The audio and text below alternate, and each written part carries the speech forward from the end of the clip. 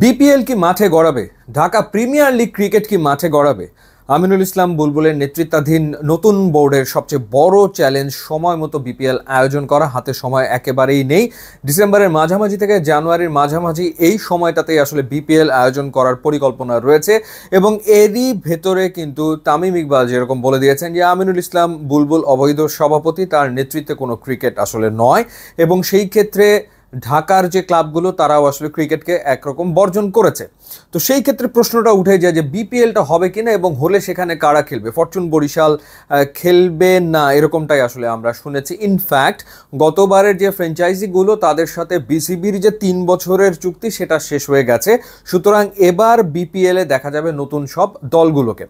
Rangpur Riders তারা অংশ নেবে এবং তার সাথে নতুন কিছু দল দেখা যাবে এবং আমিনুল ইসলাম বুলবুল তিনি নিজে বিপিএল-এ যে গভর্নিং কাউন্সিল সেটির চেয়ারম্যান হিসেবে রয়েছেন। এর আগেও আমরা দেখেছি যে ফারুক আহমেদ যখন বিসিবির সভাপতি নির্বাচিত হয়েছিলেন তিনি আসলে বিপিএল-এর দায়িত্বটা নিজের কাছে রেখেছিলেন এবং একই সাথে ইফতেখার রহমান মিঠু যিনি একেবারে শেষ মুহূর্তে বিসিবির নির্বাচনে অংশ নিয়ে ডিরেক্টর হয়েছেন, তিনি বিপিএল-এর গভর্নিং কাউন্সিলের সদস্য সচিব এবং তিনি জানিয়েছেন যে সময় মতোই বিপিএল মাঠে গড়াবে এবং সেই ক্ষেত্রে দলের সংখ্যা হয়তো বা কমে আসতে পারে 5-এ এবং 5টা দল নিয়ে বিপিএল এর নতুন আসরটা মাঠে গড়াবে এবং সেটাকে একটা নিট অ্যান্ড ক্লিন বিপিএল তারা করতে চায়। এখন সেই ক্ষেত্রে কারা অংশ নেবে এবং আর একটা প্রশ্ন হচ্ছে যে মার্কেটিং কোম্পানি আইএমজির সাথে যে চুক্তিটা বিসিবির হওয়ার কথা সেই চুক্তিটা হয়েছে কিনা এবং হলে আসন্ন বিপিএলে আইএমজি তারা আসলে কাজ করবে কিনা সেটাও একটা প্রশ্ন। এখন যে বিষয়টা জানা যাচ্ছে যে নতুন সব ফ্র্যাঞ্চাইজি আসবে এবং আগের যে দলগুলো অর্থাৎ ঢাকা, চিটাগং, এরপর রাজশাহী, তারপর রংপুর, খুলনা, সিলেট, তাদের এই ফ্র্যাঞ্চাইজিগুলো নতুন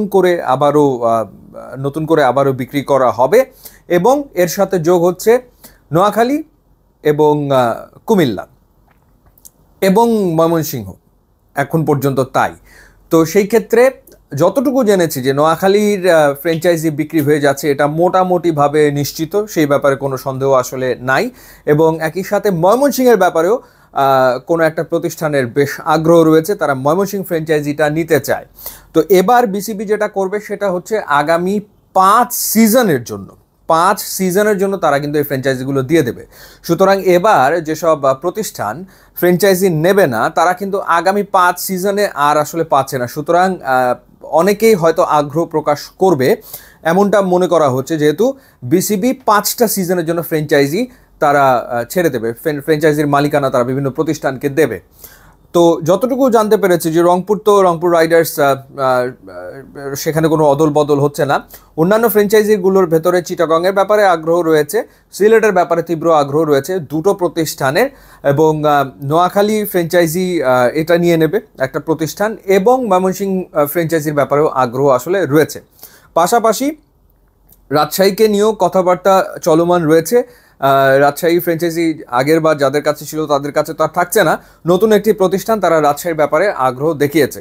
তো সব মিলিয়ে 5টা দলের বিপিএল হতে পারে, সেই সংখ্যাটা 6-এও আসলে হয়ে যেতে পারে এবং ভেন্যুর সংখ্যা বাড়ছে একটা নিশ্চিতভাবেই।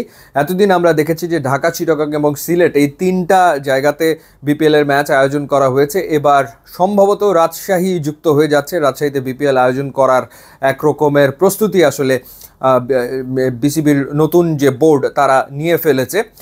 সেটা জানা যাবে আর কিছুদিনের ভেতরে এবং আইএমজির সাথেও আসলে চুক্তিটা স্বাক্ষর হয়ে যাবে, তারা মার্কেটিং পার্টনার হিসেবে থাকবে বিসিবির সাথে।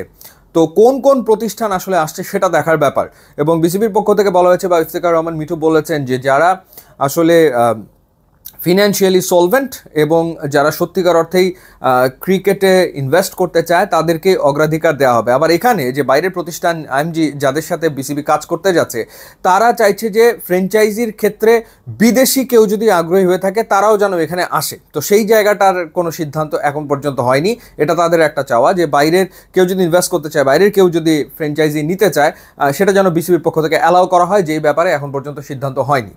মোটা দাগে 5 দল নিয়েই হওয়ার সম্ভাবনা, সেটা 6-এ হতে পারে।